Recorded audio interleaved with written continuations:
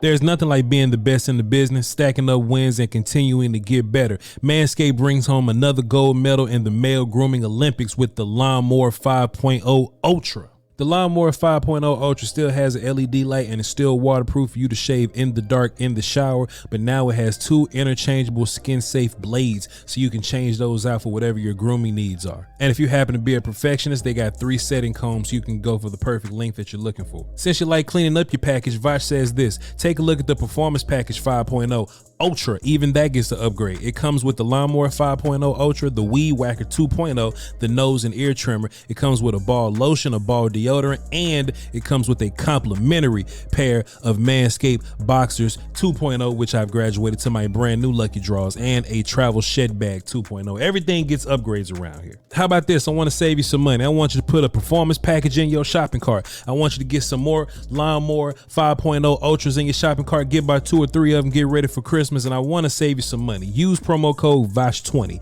VOCH20, VOCH20 for 20% off and free shipping. All right, manscaped.com, VOCH20. Save yourself some money. Your balls to thank you. We are back. Pardon you guys, pardon us for leaving you guys hanging last week. I know y'all was just in some corner, balled up in your house, shaking, rocking back and forth. Boy, I sure would love an episode of that Lombardi's pod. But boy, we just left y'all hanging. We apologize, man. We had to get stuff done. Life keeps on turning, man. But we are back like bra straps. We love y'all to pieces. Voch Lombardi, y'all know y'all ain't got VOCH. But the beloved, the legendary Bryan Broaddus is here with us. Bryan Broaddus on social media, the draft show. So when you do all your intros and all that, since the draft show is so important right now in late March and April, do you even tell people that you on G-Bag and that you on Love the Star and that you on all this other stuff and that you got a new episode with Jesse Holly? Or do you just push, hey, it's all draft right now. I'm on draft show. I'm draft show Bryan right now. How do you rank what you tell people what you do? Well, number one is my number one show is is being on this podcast with you every Friday. That's my number one thing that I have to do every week. That's my sole purpose here to be. But no, I do love being with you. I love your platform. I love your fans. I love the people I can interact with on this. I think a lot of people do. You mentioned it last week. It's funny. People, hey, you're gonna have a show. You're gonna have a show, and it's funny that people don't think that we have lives. We don't. Yeah. We're not doing anything else. We're not paying bills. We're not. Yeah. We're not taking our kids somewhere. We're not trying to work through a day. But yeah, I mean, this is what we do. And yeah. I think the things that I'm the most proud of, I'm really proud of our show on 105.3 The Fan. The G-Bag Nation. We were out yesterday at Globe Life Field for the opening day. Texas Rangers had a hell of a victory last night against the Cubs, a walk-off win. The Dallas Stars. I mean, we cover a lot of sports. That's my number one thing that I do. My number one passion is this draft. Yeah. And, I was on with Jesse Holly the other day. Jesse asked me, what do I miss about it? This is what I miss. This right here is what I miss. I miss working with somebody that knows something about it. Like yourself and others that, grind on this pretty hard. It's not easy what we do because we're at a disadvantage because we don't have all the information, but, we do the best we can to evaluate the tape, try and put, our best players forward, and hopefully people will see that. But that's the part about it. When somebody asks me what do I do this time of year, it's really all about the draft, and because it's really important to a lot of people. Sure. The numbers will tell you it's important to people. Yeah, it really will. It's the most life-consuming thing that I've ever done, and yeah. We all have a good idea that there's this possible 6-round dude I'm watching. He may sure. not do a thing in the league, but boy, yeah. there's gonna be at least 3 of them that do yeah. something. And at least I can look back and go, oh, man, I seen that dude at Iowa State. Oh, I seen that dude. I mean, he was a rotational dude. He was the backup guy. He didn't even play a whole bunch of snaps, but he just fits. And there's a lot of gratification that you get from when you see a dude. Like, we just lined up against, the Rams one week, and they got a 3-tech that you just remember. Oh, that's where you went. And you can call back on that guy. And you are right. People love this. People will tag us to mock drafts. I hate a mock draft because they're getting Marvin Harrison Jr. in the second round and stuff. So I'm like, all right, cool, move on. But it, they get excited about this stuff, man. And I love to put back into people's interest, man. So it is dope, this thing that we do. But yeah, real quick please. Voch, if I could tell you this, I was at the ballpark yesterday doing like I said, we were at their broadcasting, and Bobby Belt was texting me the workout numbers from the Big 12 Pro Day, and TJ Tampa, the corner from Iowa State, ran like 4.56, 4.57.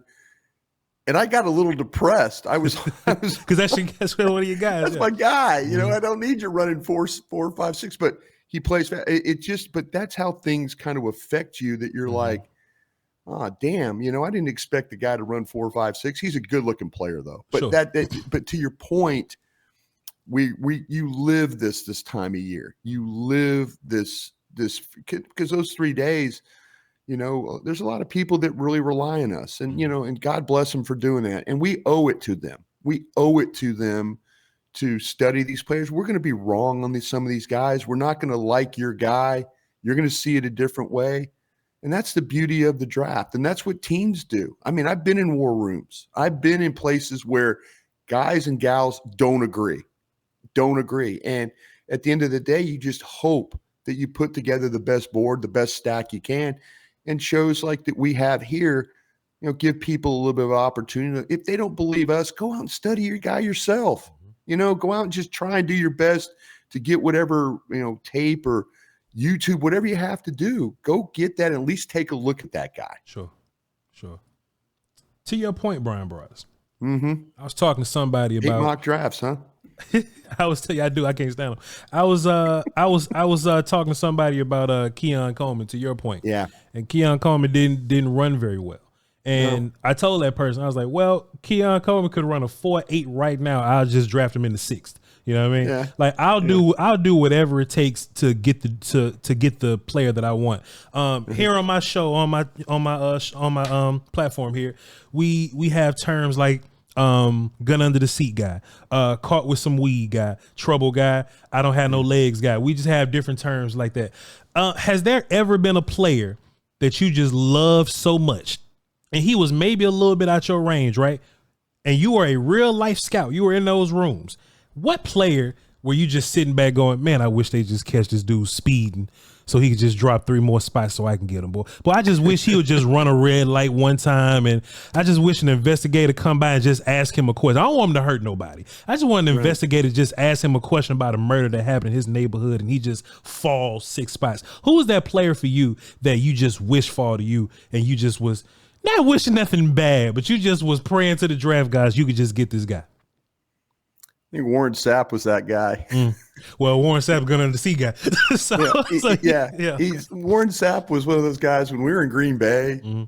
We loved Warren Sapp. Yeah. I mean, and then all of a sudden we caught a break, to be honest with you, in a way that like there was a failed drug test supposedly that was reported the day of the draft.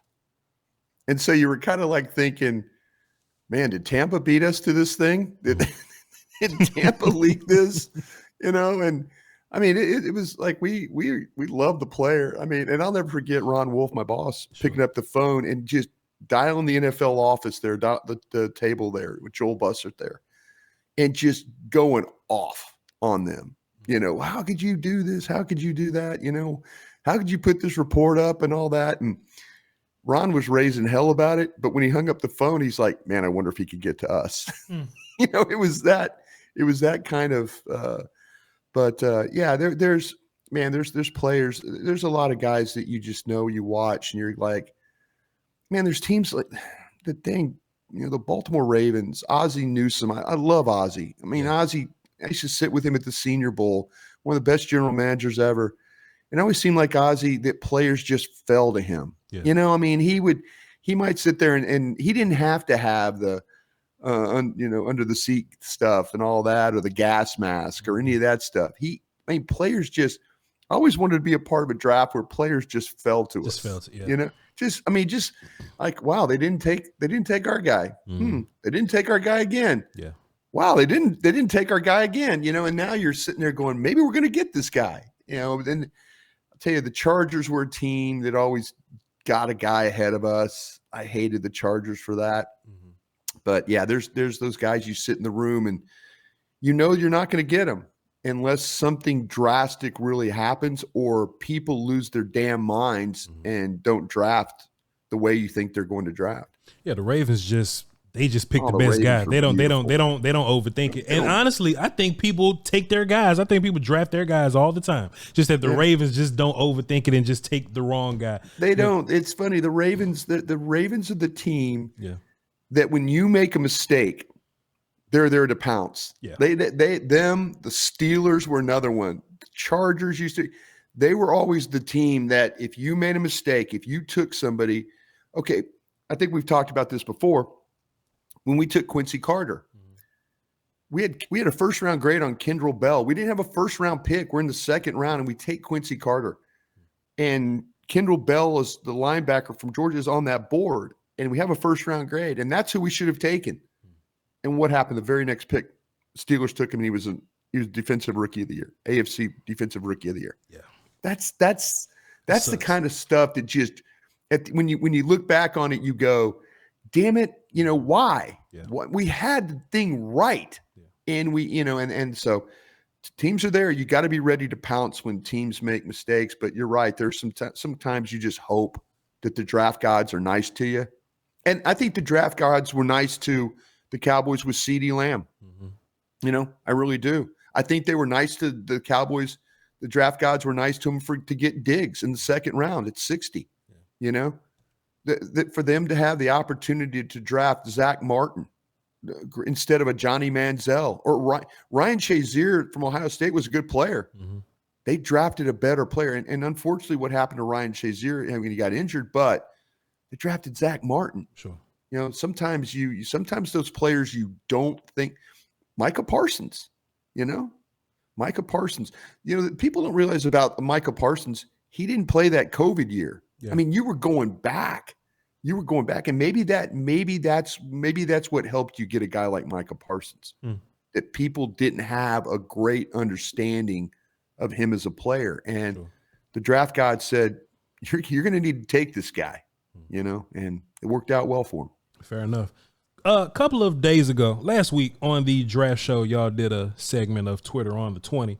And I asked a question because it was something that was bothering the hell out of me. And I just feel like everybody just kind of, that's an old easy question there. So I was like, all right, cool. I can't wait to get Bryan on here so I can add some context to my question. It was a good question, though. I thought it was a good question. I thought it was fantastic, but everybody just picked wide receiver. Like, it's just, we'll just get a wide receiver. Like, here's the question. Sure. Everybody, and here's my context, right? Cowboys have 3 rounds, 1, 2, 3 picks, but they don't have a round 4 pick. That's why this is so taxing and difficult and interesting, right? If you could go without 1 pick, you got 4 needs, you got 3 picks, okay? And I said offensive line, defensive tackle, linebacker, and wide receiver. I didn't say running back because I just felt like running back would be too easy. We can get a running back in the 5th and the 6th. The 7th undrafted round running back will probably be a starter somewhere.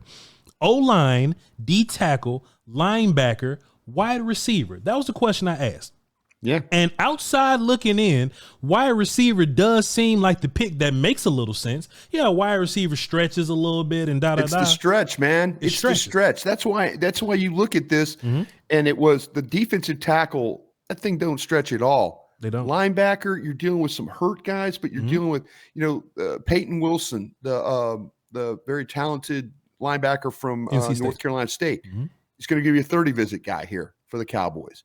So to me, at least they're going to look. They're going to look at a guy that's probably one of the best linebackers in the draft, but he's a hurt guy. Now, to your question, like I said, I felt like that wide receiver was the one that could stretch the most. I think that when we did our mock draft yesterday on the draft show, the wide receivers there wasn't a huge run on the wide receivers, and I kind of feel like though, Voch, in this draft, that maybe people will say, man, that second round receiver looks that third round receiver looks very similar to the second round receiver. So if you had to say positions that could stretch, that wide receiver group stretches, it looks like the defensive end group stretches, it looks like the corner stretch. So that for me, why I'm having a hard time. I think I could find me an offensive lineman that will stretch a little bit. I can't find me these tackles right now, and the linebackers are bothering me a little bit. So the wide receivers, I feel like as we go through them, I kind of feel like that you're going to convince me there's going to be a fourth round wide receiver that I should have on my board in the second round. You will convince me of that. 100%. But here's my only pushback and my big disagreement on that, right? Wide receiver does stretch, but we don't have a fourth. So my whole thing, right, is if I'm Cowboy team building, right? If I'm not bringing somebody in to push Jalen Tolbert, I'm wasting my time. You see what I'm saying? Like, because I don't want to just get some 7th round guys just to say, oh, I got a wide receiver. We got dudes for that. I want somebody that can push for wide receiver 3. I think the wide receiver 3 dudes, I think they're gone by round 5. So that was my whole point on that. And there may only be 4 wide receivers that go in the first round, but I guarantee you there's going to be 12 to 18 of these dudes that go in rounds 2 and 3, and maybe even 4. But by the time we get back to 5, all right, where's our starter at 5th round? There's not going to be any because we waited around. That's why I think wide receiver has a little more impact than we think. Well, okay, then, how depending on, this is my question to you, how good do you feel about, say, Wilson from Florida State? Okay. How good do you feel about McCaffrey from Rice? How good do you feel about those guys? Because to me, if you're looking at 5th round guys, Baker is a guy I have in the 5th round. I know you might have Baker a little bit higher than that, but Burton, Washington, Bub Means from Pitt. Yeah. There's some guys there that I'm kind of looking at in that 5th round. Then they might be 4th round guys, but the guys above them I think are better than, but they're still really, I looked at the 5th round and I'm like, man, okay, I can deal with these guys. I could take one of these guys. I think McCaffrey, and I'm not just saying it because his brother's a badass player and his mom was a soccer player and dad was a damn good player. That kid has got something to his game. He is tough. He runs really good routes. He catches the ball well. He's a good athlete. There's something about his game that I really, really like. And of those things I said, and I think there's guys that have those kinds of traits in the 5th round, but me personally, I'm not worried about the receiver group. Now, am I worried about the Cowboys receiver group? Yeah. I need Jalen Tolbert to play better. I really do. We want to focus on Schoonmaker and Mozzie and Overshone and all these guys. Oh, they got to play better. How about Sam Williams play better? How about Tolbert play better? How about Golston play better? I know. This is the same discussions that we're having about Cowboy Nation is having. Like you've got to get these guys, with all these guys walking out the door. Every one of those guys I named has to play better. I don't think we can politic with wide receiver in this draft. Oh, I'll just get one in the we can just wait around and get one later. I think we're gonna look back at this wide receiver draft because I keep watching dudes, Brian, and they just keep getting they all could play. I had to stop. I honestly had to stop. Sure. I honestly think we're gonna look back at this class and be like, boy, if you didn't get one of those wide receivers, you missed out. I honestly think you have to consider it. Like, if we're in the 3rd round, a 2nd round receiver is going to be there, right? And I think if you have to go linebacker in the 3rd round, I think that linebacker is a 4th round linebacker. If you go D tackle, I think you have to go tackle early because those dudes run out. If you go D tackle in the 5th or something like that, that dude may not even be able to. That player might not even be, and we need a D tackle. We need somebody that can play and contribute, right? So I think once you add Cowboy context, once you add, hey, we don't have a 4th, and once you add, will this player contribute to me? I think this gets a little more weird. And if I had to leave someone out, I know I sound hypocritical by saying this, but I would leave out linebacker because I've been advocating for linebacker for a long time. But I feel like we can get by with Kendricks, and I'm just gonna hope that Overshone's knee doesn't feel too bad, and we're just gonna run Clark back out there and hey, Zimmer, save us with scheme, and let's just get a whole bunch of teams dudes like maybe in day 3 or something like that. If you really want to help your football team, add a Jalen McMillan, add Jalen Polk, add Ricky Pearsall to your team, and you're helping your offense right now. All the times that we say, hey man, how come all of a sudden our wide receivers can't get off press, or they can't, get away from these routes? Man, so many route runners in this class, so many bigger guys in this class. Yeah. I think you would look back on this wide receiver class, you would be upset if you didn't get one in the first 3 rounds. And it makes sense, because I think when you get to your pick, second round, third round, maybe even first, I think the best player on the board is going to be a wide receiver when you get there. Yeah, I mean, you're not the position. The position has got you. We've talked about Pearsall. Sure. We've talked about Roman Wilson. McMillan. I mean, you make some really good cases for McMillan. Hell, in our mock draft yesterday, just as a curveball at the very end, Zach Wolchuk took McConkey in the end of the first round. For a team, and so. But man, there was, like I said, when we got down to 24, Brian Thomas was on the board. Yeah. And I don't think we were, I don't think we were messing around. I think that we did this with all honesty. We saw how this, we took the team needs. We said, okay, it's not maybe the player that we like the most, but what would they do? We had a couple, like I say, Brian Thomas on the board, Latham on the board, Latu on the board, and we all kind of felt like Latu on the board because of some of the medical stuff, and then Wiggins was on the board, the corner from Clemson. Mm-hmm. So it was like, okay, this is maybe not as terrible at 24 as we might think, and you had the opportunity, like I say, with Morgan was on the board, Mims was on the board, Guyton was on the board. There were some names, and the wide receiver group was all there too. Coleman, or let's say we start with Thomas, Coleman, Mitchell, Corley. All these guys were on the board, and so I kind of felt like we hadn't had that run of that wide receiver group, and I just feel like that as you look at the group as a whole, each one of those guys brings a different element to your team.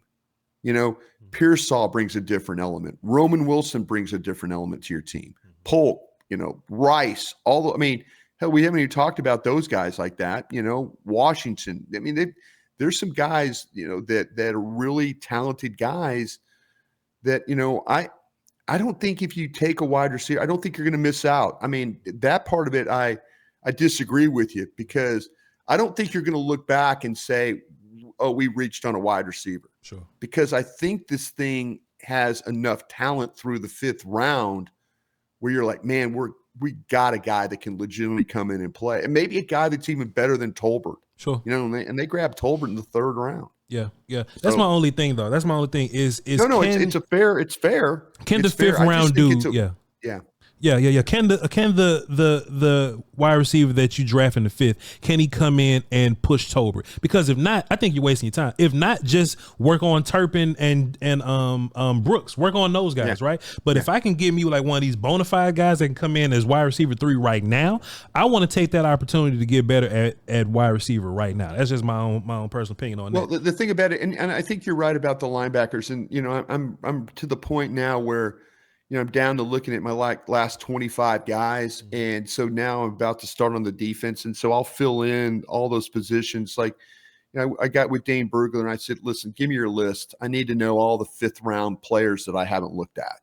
I need to see all those guys that you got draftable grades, whether they're 3rd, 4th, 5th round guys.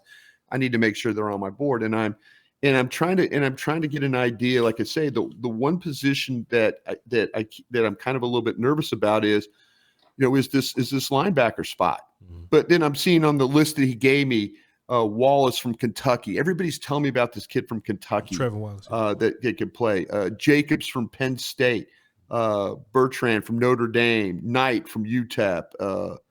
There's a kid from Notre Dame that everybody. So I've got to find a way to add this list that Dane gave me. He's got 3 4th round guys and 3 5th round guys that I need to study to add to my list. Okay, does that make my linebacker board a little bit better? Does it help it at the top? Mm-hmm. It absolutely does not. It does not. But at least there's names there too. But your argument about just passing on a linebacker. Mm-hmm. it holds water. It really does. But I mean, because I think I'm willing to take a shot. I'm willing to take a shot at Wilson over one of these running backs. I agree. And I know that's, I kind of feel like that. I like Brooks. I like Benson. I like those guys. But maybe Lloyd from USC, Wright from Tennessee, Allen from Wisconsin. Sure. Maybe I get one of those guys instead. But I think I'm going to have to go with a linebacker a lot earlier than I'm probably ready to, just because I don't know if it's not going to stretch. But the thing about the wide receiver, I kind of feel like, though, when it's my turn to pick, it's my turn to pick in the fifth round, I think there's going to be a guy on my board I really, really like. Sure. I don't hate that at all. And honestly, if I'm not getting, you do. You hate it, don't you? You don't have to. No. Because look, because as far as I do think that I was just watching the kid from Arizona, Jacob Cowing, right? Cowing. And I don't know what round he's going in. Maybe fourth or something like that. I don't know. But he's fourth round player. I'm watching him, and I'm just like, man, they got dudes in the fourth that can line up at slot, run around, be fast, do your gadget stuff, but still run routes. I'm like, man, they still got dudes down here, and I'm watching him, and he's going to be gone in the fourth round, man. And we don't have he's got some Amon Rod St. Brown to him. The kid from Detroit. He's got some of that. He's a 5'8", he's 168 pounds. He's an excellent route runner. He was a productive player at UTEP before he came to Arizona. He's a quick twitch type of a guy. He's explosive on the moves. I mean, option routes, pivot routes. He could be a nightmare for guys to deal with. He could separate. There are things that they were doing with him that I could see why Arizona had success with the way they were moving the football. I think they had a freshman quarterback, and Cowing, he is a dynamite player, but he's 5'8", he's 168 pounds. But this is what you do. You find guys like this. And like I say, he's got some of those. You look at St. Brown, the way he plays at Detroit, he's got some of those kinds of traits. Yeah, I agree. And just also as a yak guy, just as a make a guy miss guy. That's your guy, yak guy. I love yak guy, Bryan. And look, some games he didn't get a lot of work or whatever. And it's just, for whatever reason. But the games just where the coaching staff decided, like, hey man, if we're gonna win, we're gonna win. We're gonna have to get him the ball. And boy, he exploded, and boy, Arizona got a whole bunch of points when they started featuring him. And even on this play here, I like this quarterback kind of gets in trouble. He's on the right side of your screen. Cowing is on the right side of your screen. Hey, go and be quarterback friendly. Help your guy out. Just find quarterback friendly. Show your numbers. Right. Find yourself open. Find my hands. Hey, I'm right here. Don't just keep running deep like Gallup does. Go back to the play. Please. Yeah, go back to the play if you could. There, watch the pivot. Watch him pivot here. He's gonna read what he's gonna read, and then boom, he gets the linebacker out of position right there. Works off the linebacker, and there's your pivot right there. That's the kind of things that that you're talking about. Find a way to get open, present yourself in a way that you're able to make plays. This guy's a heck of a player, though. Like I say, he's a short guy, but he's dynamic with the ball in his hands for sure. And my only fear, and that's the reason I did this exercise, that's the reason I asked these questions, Bryan. My only fear is that my last favorite wide receiver, the last guy that I like on my list, is going to be the last pick of the fourth round, and we're going to be, or the pick right before us in the fifth, right? Because that's another problem that we deal with. We win games, we got to draft at the end. The last guy that we like is going to be gone one pick before us in the fifth, and now we're scrambling like, all right, we just gonna roll with Tolbert and Turpin and Brooks and them. That's my whole thing.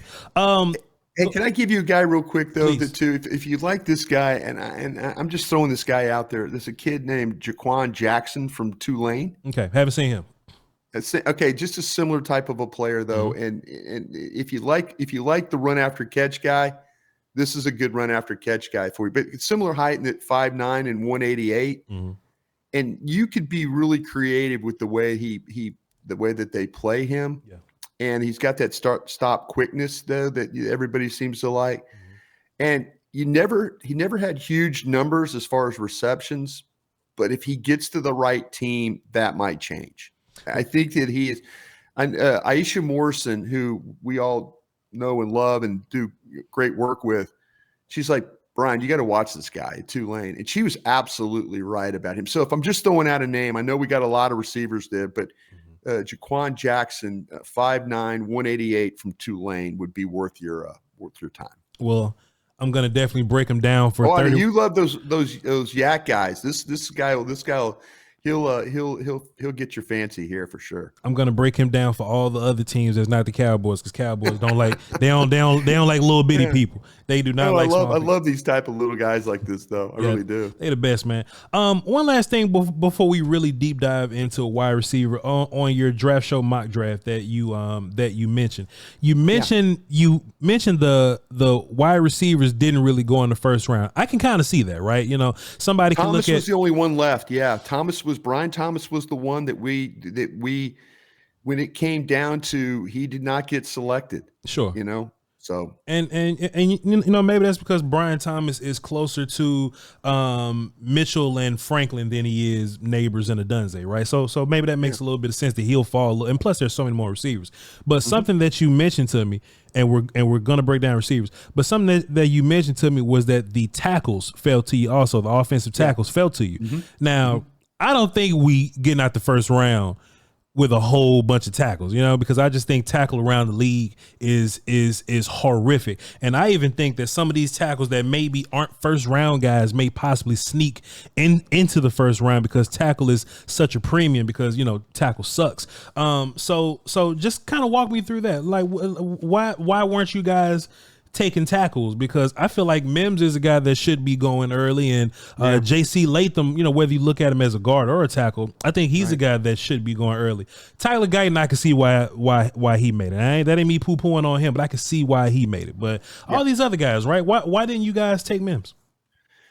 Yeah, it's funny because there was the quarterbacks all went, and it even got to the point where the sixth quarterback Nix went in this draft. That's ridiculous. Yeah, and that was one of those ones to me that was a little bit surprising, but you know what, it fit a team's need at the time. It was, we were looking at various opportunities and stuff like that, and again, I'm not a huge Bo Nix fan myself, but if you're being true to, like, okay, would this be a team that would be interested in his kind of traits? The mobility that he has. I mean, he got so much more accurate playing at Oregon, so there's some traits you absolutely like about him. With the tackles, it was just kind of like, you thought, okay, there's just going to be this huge run and we're all just going to line up and pick tackles. And it just wasn't the case. It was, Brock Bowers went, the Powers Johnson went, all those quarterbacks went, no running back. Then you had Turner, Verse, Chop Robinson, Murphy, Newton, Sweat. None of the linebackers went. Then, we were looking at the corners, Arnold, Mitchell, DeJean, those guys went, then Wiggins. So it just, as you're picking the board, as you're looking at the board, all of a sudden you look up and there's, Guyton was still there. I mentioned Latham was still there. Morgan. The Cowboys think Morgan's a guard. They think he's a guard. So, if we all start to have these discussions about him, we all love Morgan. We've talked about him a lot on our show here today, or not today, but in the past. But yeah, Morgan is a guy, the Arizona tackle. They think he's a guard. So all of a sudden now you've got all those people that I mentioned, all those quarterbacks gone, some of the edges gone, some of the wide receivers gone. And it just, all of a sudden it was like, wow, there's these tackles. They're sitting there, and that was a little bit encouraging to me if you're the Dallas Cowboys and you want to potentially trade back. Now, Barton was gone and Powers Johnson was gone. Now, if you're going to trade back, you have to make sure that, okay, who you're trading back for, and we said, no, you couldn't make any trades, but that encouraged me that at least, and I think, like I said, Voch, I think we picked this board. I think we did it with honesty. I don't think we tried to window dress it or manipulate it or anything like that. And the way it went, just happened that those guys were there, and that was a little bit surprising. Mm-hmm. But I think Aisha and Nick and Zach and Kyle did a good job. We each took a team, and when it was our turn to pick, we picked what we thought would work. And it just so happened it fell that way, that those three tackles were left, and then with the potential if you wanted to play Morgan, but they think they think he's a guard, so we took him out of the equation. That sucks, man. What I think is going to happen is I think by the time we get to 24, I think all the tackles are going to be gone, but I think the interior guys are probably going to fall a little more than we think. This is me guessing and kind of, forecasting what I'm seeing everywhere. I think these and look, when I say tackles gone, I mean like Guyton and up, right? So Guyton, Mims, Latham, all those guys. I think they'll be gone. But I think all those for sure, all those guys will be gone. And I think Graham Barden's gonna be gone because he just had a pro day and 32 teams was there. He's not gonna make the 24. Yeah, that's you're absolutely right about that. And Duke has some players as well. They have the defensive tackle there, Dwayne Carter, that we all kind of like a little bit, and so that's something But yeah, with Barton, it's that pro day. I tried to reach out to a scout from another team to see if he was at that workout, but the clips of it just looked too promising, too good, and the way he ran out. But hell, Bosh, this we watch the tape, or we what we see.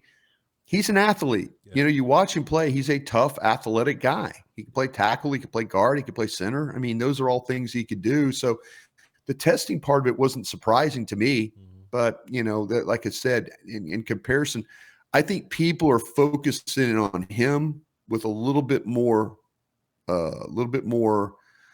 strength, I guess, sure, because of the injury history of Powers Johnson. I think that people are looking at Barton and saying, okay, is this really the first center on the board because of Powers Johnson's injuries? Yeah, I think Frazier's going to fall. Powers Johnson's going to fall a little bit. And I think we're going to be looking at like Christian Haynes or something, Christian Mahogany, Van Pran, guys like that. That's probably going to be our O-line pick as opposed to Troy Fautanu and all these guys in our Merriman. Well, we'll I think see. They're gonna be I could say we'll see what happens with Latham, because there's just a lot of people that believe he's not a left tackle, and so maybe some of these guys that we're talking about, Latham, Morgan, they're on people's boards as guards. When we get to the week of the draft, when everybody's put their board together, I'll go with my gang of 7 and I'll throw on my board and I'll say, hey, where do I have this right? Where do I have this wrong? And hopefully they'll give me directions like, no, you need to think about this guy as a guard. You need to think about this guy as the center. You need to think about this guy as a right tackle only. That will help me a lot to kind of determine how this thing's going to play. But, you very well could be right about it. Just so happened that the way that our draft fell, like I say, those 3 edge rushers, 2 defensive tackle, actually 3 defensive tackle. Well, I take that back. Fisk went as well. So you had 4 defensive tackles that went, and then those cornerbacks and stuff like that. Some of these tackles, and you're right, there's a lot of tackle needy teams, but it might be like what we're talking about at wide receiver. Rosengarten from Washington, Fisher from Notre Dame, Foster from Missouri, our BYU kid, Paul from Houston, Wallace, Penn State. Maybe these people kind of feel like that maybe the depth of the tackle group is we can wait round 2, round 3, and grab a guy and grab maybe another player in the first round. Oh boy. Stressful, man. It's just stressful. No, it's fine. I say, there's the one thing I think that the Cowboys can feel fortunate about is I think that the draft stretches in a couple of spots that they could use some help. That tackle spot, I think, stretches a little bit. Maybe you're not going to get the guy that you absolutely want. But it stretches. The running back group looks like it stretches. Maybe at not the top. I think they're going to draft Brooks myself. There's just it's lining up too much. Yeah. Dr. Cooper did the surgery, 30 visit. Kyle Shanahan goes and takes him to dinner. There's just a lot to connect the dots with Brooks. Hey man, hope he's healthy. Anyway, you mentioned earlier you were talking about Johnny Wilson, the wide receiver from Florida State. humongous dude, 6'6", Yeah. 6'6", 200 and big as hell pounds. Yeah. Do you think 230 or something? Do you think the league is going to Darren Waller him and turn him into a tight end? I remember Darren Waller coming out of Georgia State. He was a wide receiver. He was humongous as hell. And I was like, oh, okay, cool. But if wide receiver doesn't work out for Darren Waller, he just ends up being one of the better tight ends in the league. Do you think Johnny Wilson has some of that in his future? Yeah, at 6'6", 231. You're absolutely right about that. He has a massive advantage with that height and that weight. Mm-hmm. And, I think his catch radius is pretty impressive. I think that there's some drops that he has. There's some times where you can watch him, but I always felt like in traffic or in open space, he was going to catch the ball pretty well. He killed LSU for 2 years. I watched him just third down and 12, and he catches it for 15, and the next time he catches it for 18, and they can't cover him. And you do not see him run vertical routes, go routes, and things like that. It just takes too long for him to get going. Mm-hmm. It's because of but he does got some initial quickness to his game, and for his size, very few tall wide receivers in the league. When you start to think about him, I remember Mike Evans is 6'5", Alan Lazar is 6'5". The last 6'6" receiver in the NFL draft was Colin Johnson. I believe he was from Texas. Mm-hmm. Yeah, and so it's the list is not great. Sure. But what I looked at the combine, when I looked at his numbers, he had a 4.11 short shuttle at the combine. Mm-hmm. So, now you're talking about a little bit of a lateral agility to the guy. Sure. But to point to your question, he very well could be the guy that all of a sudden it's like, okay, we don't see the production as the wide receiver. We're going to make you we're going to make you a tight end, a big slot, something like that. But he's got a huge advantage because of his size. Catch radius, he can even be a yak guy of sorts. But it was just one thing you said earlier that really jumped out to me that makes a point that I'm always making with him is if he's in the open field, he's good. And this may be the one thing that's keeping him from being tight end is contested catches. He never holds on to them. They'll if nobody's around him, he catches all of those, right? But if you're just within his hip pocket, within a yard of his hip pocket, right, it'll just bounce off his hands. That's the only thing that kind of upsets me about him. The thing about it is, as long as he is, the way he's extend, that's his advantage right there because everybody's hitting him on the wrist. Mm-hmm. Nobody's getting to the ball because of the length of his arms. Sure. And when he wants to extend, he can make it difficult for a defensive back to have to deal with that. So he's going to have to be able to catch more of those balls in traffic. I never would have thought I would see somebody that's 6'6" that's more quick than fast, but he's with those long limbs, he's more quick than fast. Well, he covers some ground. He can really with his stride. It just takes him time to get going. Mm-hmm. I think anything inside or across the field is really, really good for him. Yeah. Anything down the field, that's not going to work for him. Now, this guy here, Bryan, this guy covers ground quickly, and he catches many passes and don't drop a whole bunch of them. He goes up in the air. Xavier Legette from South Carolina. What I like about a receiver, Bryan, is when you watch a quarterback struggle, and you watch a quarterback kind of get in his own head a little bit. Spencer Rattler does this all the time, right, bro? He just gets in his own head. He just said, all right, I'm just going to close my eyes and just throw it somewhere down there. I love it when look at this nonsense, Bryan. What coach is teaching this off the back foot, just throwing it up there? Yeah. But boy, just Legette gonna come down with it somewhere, Bryan Broaddus. Big play Legette. We have a Deebo Samuel guy in this draft. He's like our DK Metcalf guy, right? Like he's a straight line kind of guy. He's not gonna flash you with a whole bunch of routes, but he's big, he's physical, he can catch, great hands, and good luck trying to tackle him. Bryan Broaddus, what you think about DK? Xavier Legette. This guy is a really good-looking player. At 6'1", 221 pounds. The acceleration, the top-end speed, he could run by most people. You see him pull his share of contested balls.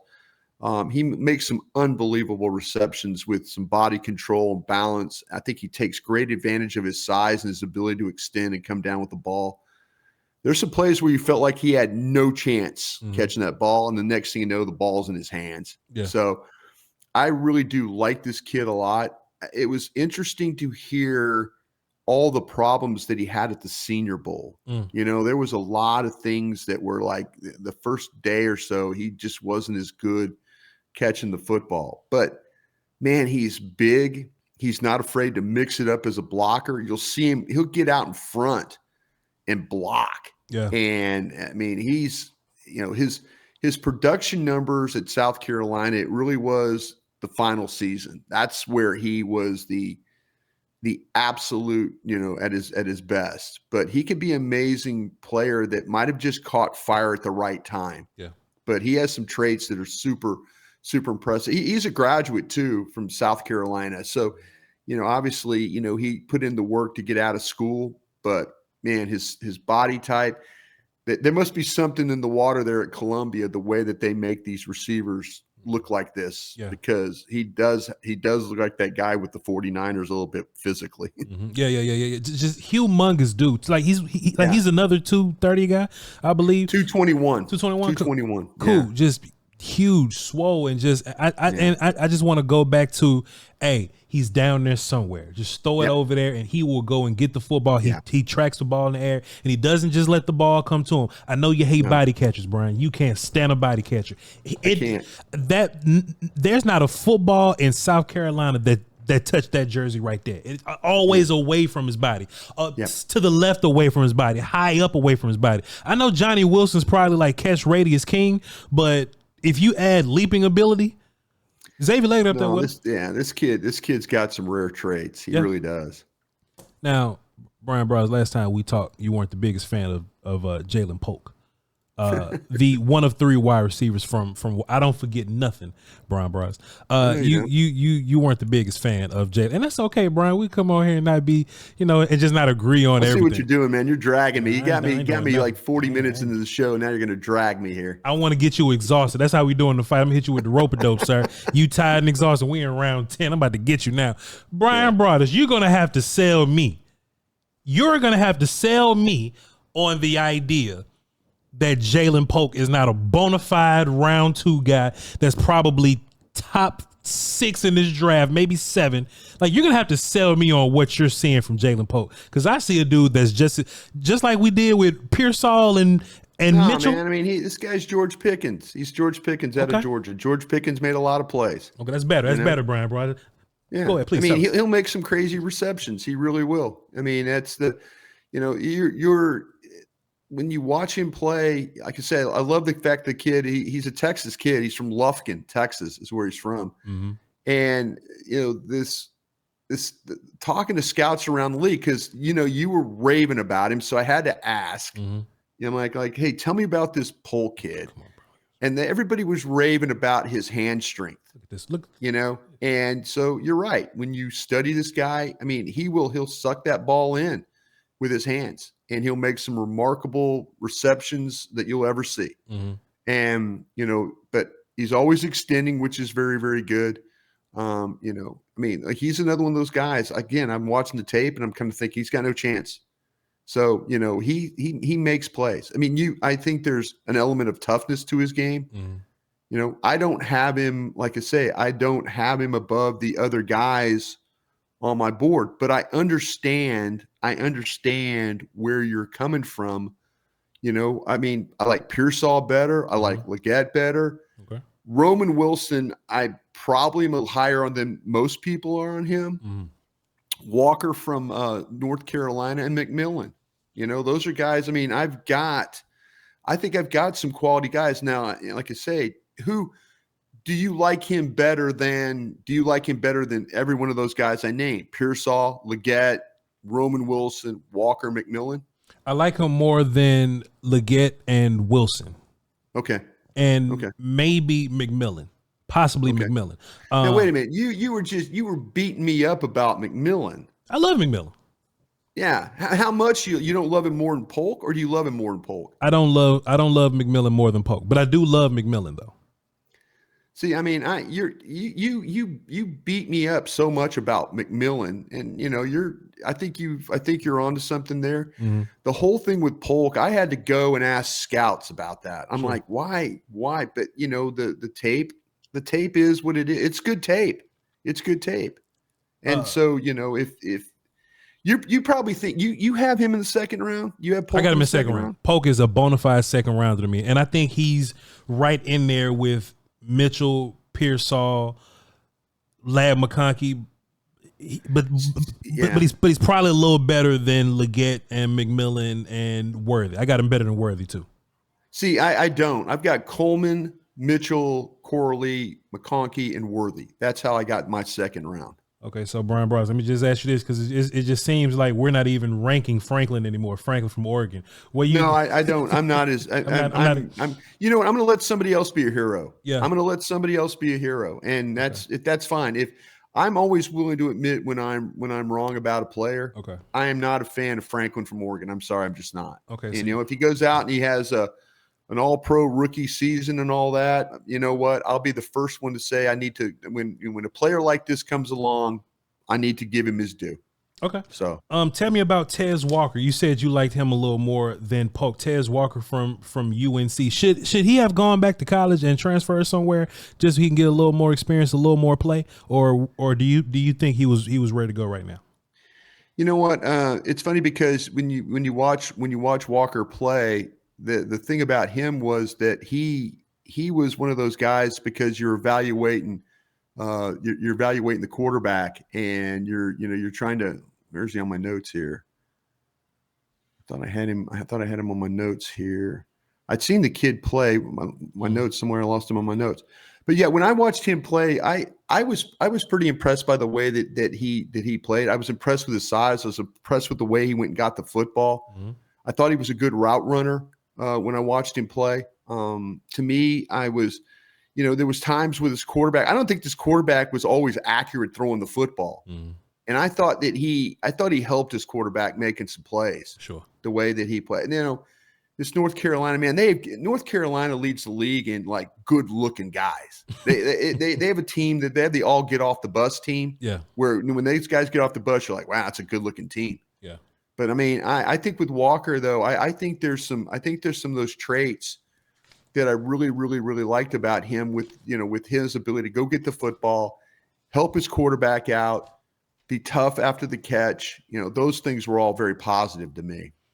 6'1", 193, Bryan, and yeah, he looks thicker than 193 on film. Maybe it's the blue, maybe it's the Carolina blue, but just watching him, I was surprised to see him run past people as often as he did. Like, he really stacks the hell out these dudes, and the body control and tracking the football, he makes a lot of vertical plays and plays over the middle and contested catches and all that. And I'm just and here's another episode of why aren't we talking about Tez Walker a little bit more? But maybe it's just the depth of this draft, but he's kind of got some of that 20. Now this is amazing, man. This is amazing to me. Sure. Because we've come to this point in the show now. Mm-hmm. Where we're talking about wide receivers. He's gonna be gone, Bryan. He's gonna be gone. That's my point. No, man. You've talked yourself in. You've gone from being, bro, they're all gone. We're not gonna get one, man. We're not. Dallas Cowboy Nation, get ready, buckle up. Yep. Well, I'm just telling you right now, you're not gonna get a receiver. Mm-hmm. And we just sat there and named like 6 guys. And every one of them you'd love to have. And they're all day 2 guys. I'd guys. like to have this guy. I'd like to have this guy. Mm-hmm. You sat there and you named 6, 7 guys that you'd like to have. Sure. And they're going to pick them all in a row.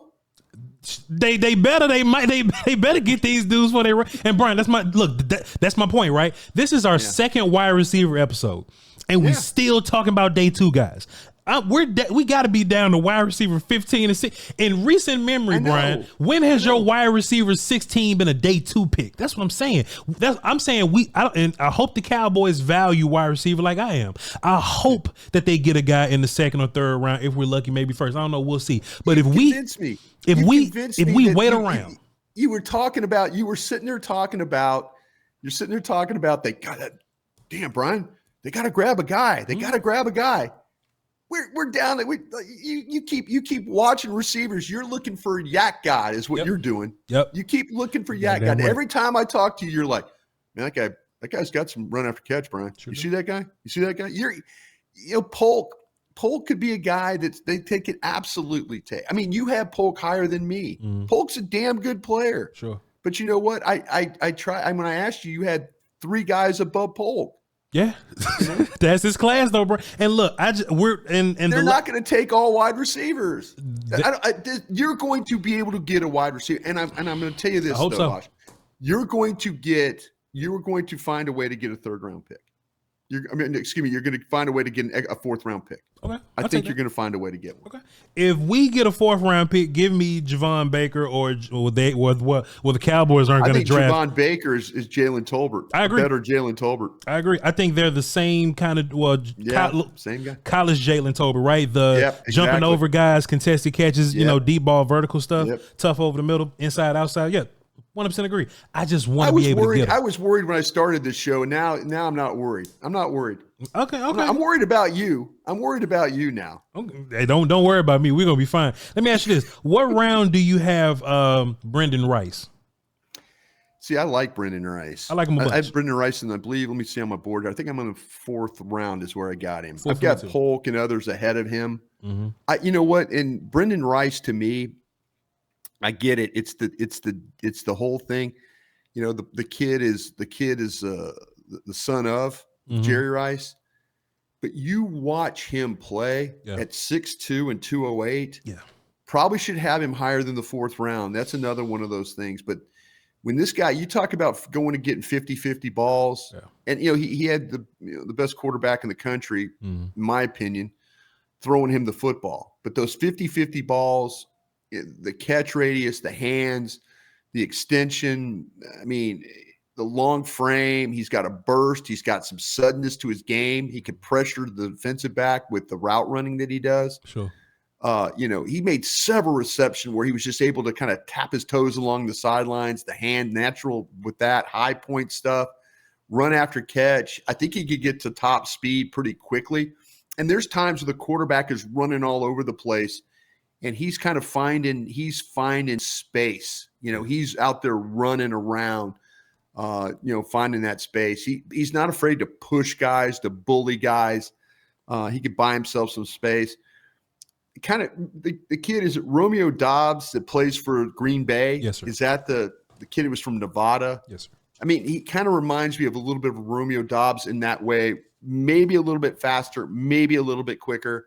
But when I watched Dobbs play at Nevada, I kind of felt like big guy that knew how to kind of push, go get the football, just kind of had awareness to where he was on the field. I like Brendan Rice a lot. Well, you got the player down, Bryan Broaddus. The one thing I thought about when I was watching him, I'm like, man, this is what it looks like to have the best receiver of all time under your roof. You know what I'm saying? Just, hey, it's just the small nuances in the game. And he does everything at 1,000%, Brian. Boy, he is an arm pumping, foot stumping player. And I was like, man, if this dude ever wants to make a team and wide receiver don't work out for him, put him on teams. Because I'm sure just the type of player that he looks like, he'll run down the field and tackle somebody. Because he does everything 100%. He does all the dirty work stuff and blocking and all that. I just see this dude just as a player that can come in. I like him at slot, Brian. What you think about? I like you're not wrong about that. He can do everything, but I like him at slot. Go ahead. Yeah. No, you're right about that. He transferred from Colorado, and he was on a bad Colorado team, and he was one of the best players and you could see if you go back and watch him play some of his Colorado film. I was just curious. I'm like, man, is this guy? Did he develop at USC? But no, he was a good player at Colorado. Sure. And there's so many things about, you could tell, like you mentioned, the father, the influence that you've got to do all the dirty work. You've got to make plays. The slot stuff makes perfect sense. Yeah. Because to me, he was a big time punt and kickoff return guy at one time in his career. And he understands when you're that kind of guy, when you can return punts and kicks, you got to have vision. You got to be elusive. You got to be able to kind of work in space. He can do all those things. So playing him in the slot is not a bad thing at all.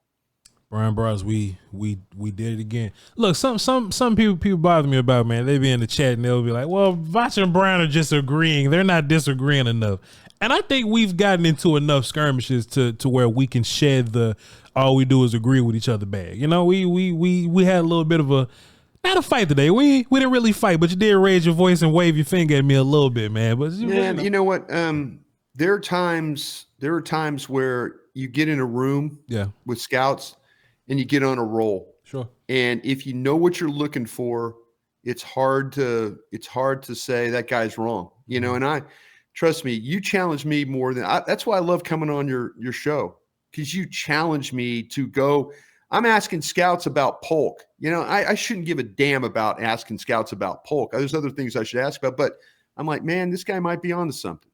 You know, he might be onto, you know, this might be something that we need to talk about. And, you know, it's not always a fist fight in a war room. Sure. There's some fist fights, but it's not always a fist fight when you're rolling along, when you see players. The tape will tell you what these guys are. Yeah. It really will. We might see positions differently, but it's not always a fight. But there'll be a fight coming up here. We got less than 30 days. We'll figure something out to fight about. Well, it's not going to be over wide receiver because I'm not watching no more. I got at least. I stopped, bro. I moved on. I really did. I go, you know what? I've got as many as I could put on my board, and that's what I'm gonna do. I'm not gonna clutter it up. But you know, there's guys out there. Like I said, I gave you that Tulane kid, Jackson. Yeah. Give him a peek. I'll take a look at him.